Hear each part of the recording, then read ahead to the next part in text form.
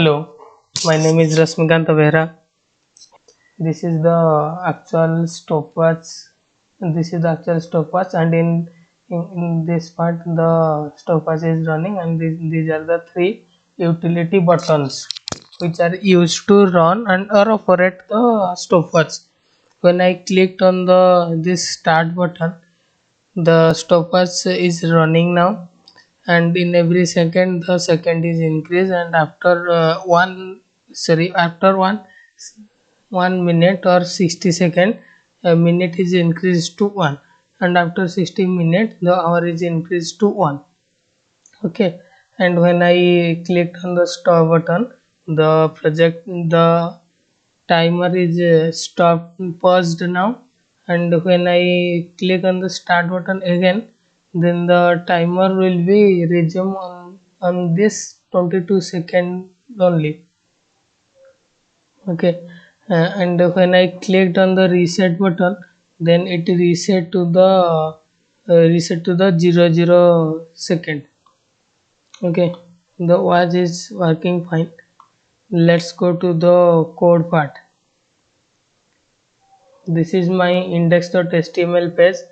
Okay, so in this my page, this is the page banner.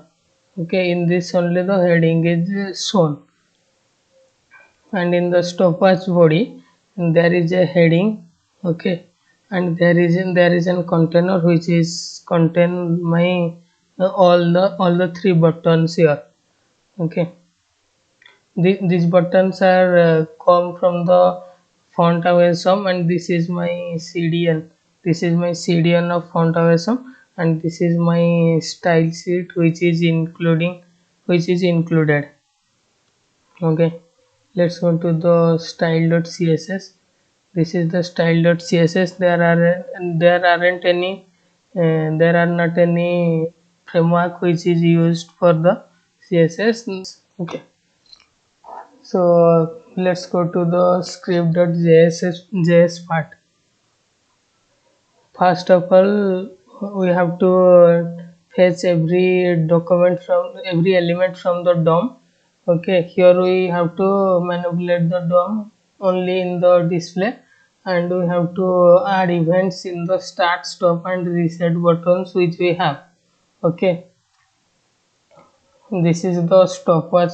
This is the stopwatch main function, and in this function, in every this function is run in every time interval of 1000 millisecond, which is called in this.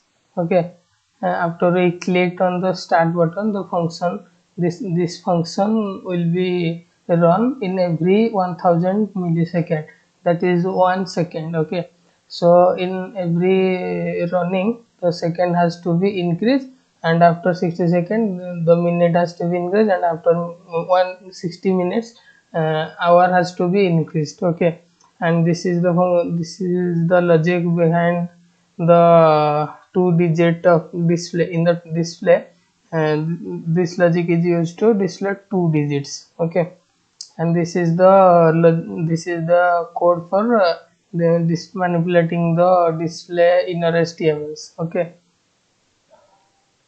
this is the function of start button. In this, if the timer is null, which timer we will create in this.